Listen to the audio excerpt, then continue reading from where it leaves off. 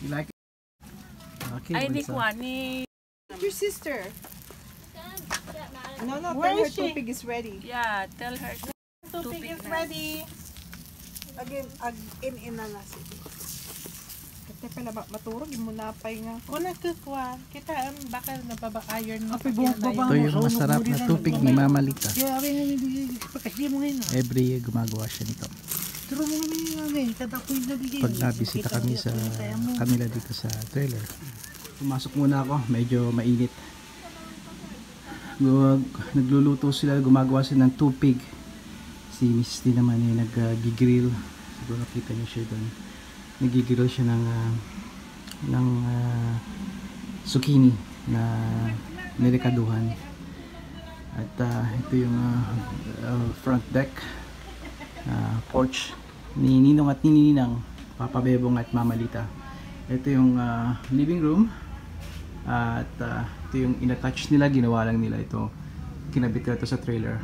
Palibot ito ng haligi at gumawa ng walls at mga pundasyon. Ito yung living room. Decent ang size. Very nice. I would say 15 feet wide. Ito. Tapos I would say more than 20 feet. Itong haba nito. Ito yung talaga mismong trailer. Kita ninyo, very, very cozy. May ilaw ba dito? Hindi ko makita yung ilaw. Pero kita ninyo, andyan yung sink nya, bed, couch, very comfy couch. Ayun yung shed na ginawa nila doon, mga supplies nila naroon, window, pati yung part ng trailer, ventilation, carpeted, half linoleum yung kabila. Of course, ito yung sink nya. At yun yung bedroom. One bedroom lang to, pero dahil nga pinalakihan, pwede dito, pwede dito sa salas matulog din. Dito yung washroom. Let me see if I could show you the washroom.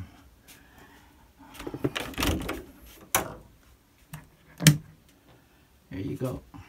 That's the washroom. Malinis, maayos. Ito yung mga clothes nila. I'm not gonna open that.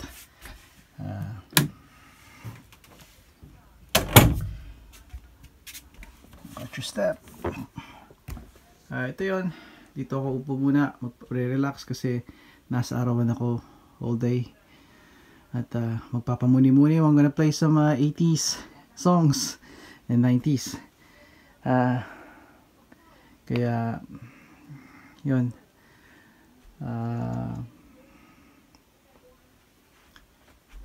Pilipino, alam mong Pilipino kapag may mga last supper sa kanilang bahay or living room or even RV, kilala tayo niyan. Tsaka yung footprints in the sand, di ba?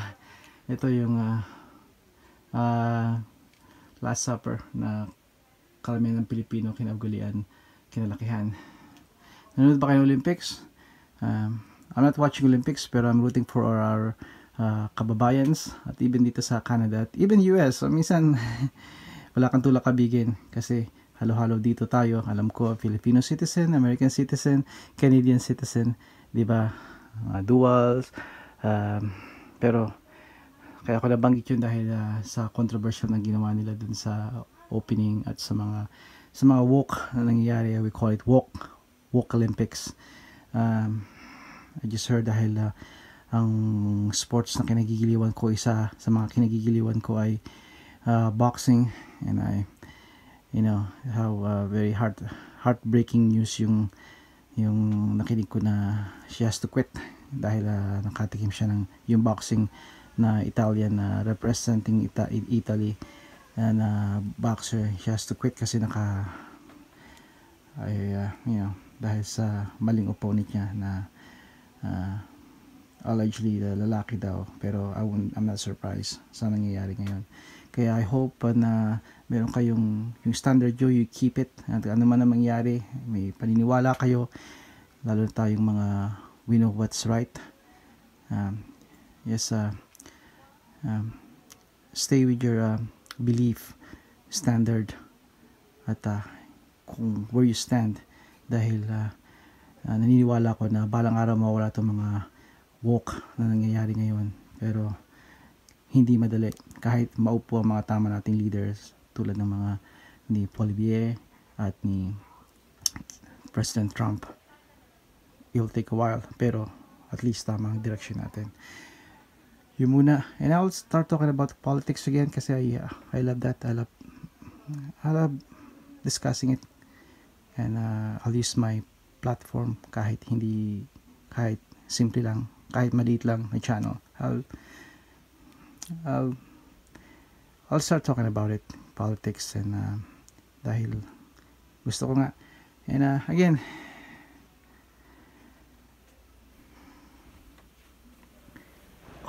sarap. Kaibigan, sana nag-enjoy kayo ngayong summer na to na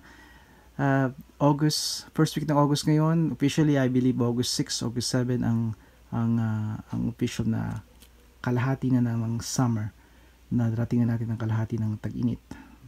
At napapalapit na tayo sa another taglamig.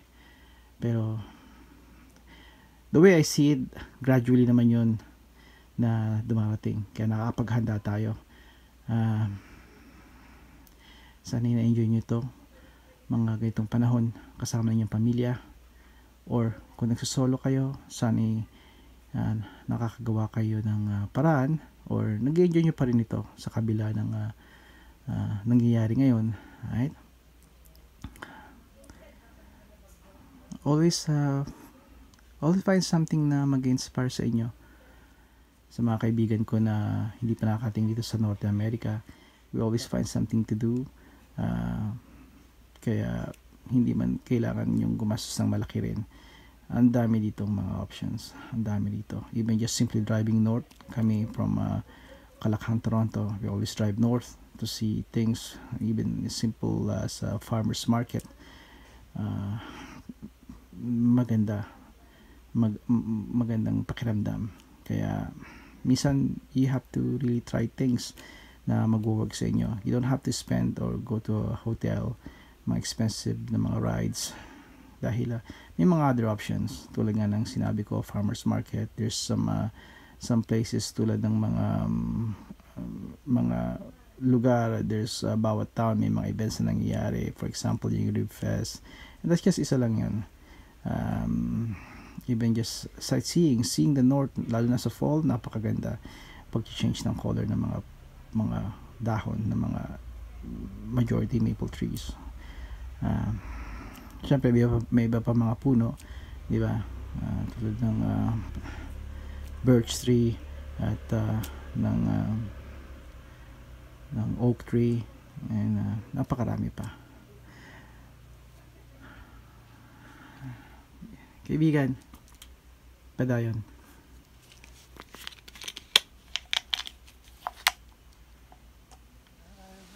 Mangibati kay lang ti. Sadya sa akin eh. Hindi mang pusin na sa isa kanyo. Inyat, adutan akong mataptayan. Naman yung pagagalawan natin, may isahan ako na. May isang toman ko naman niya, may isa ko ng toman. Kata siya basit labagin. Adamot pa tayo bulong nga naibati, dagarami tanto man. Ang taga di pa eh. May bulong nga yung talo. Agkwa tamanan, Biga-biga agbigang tamanan. Dudwakam na ko sa wadit ba? Agarami kami nga dyan, padawa kami dawi yun.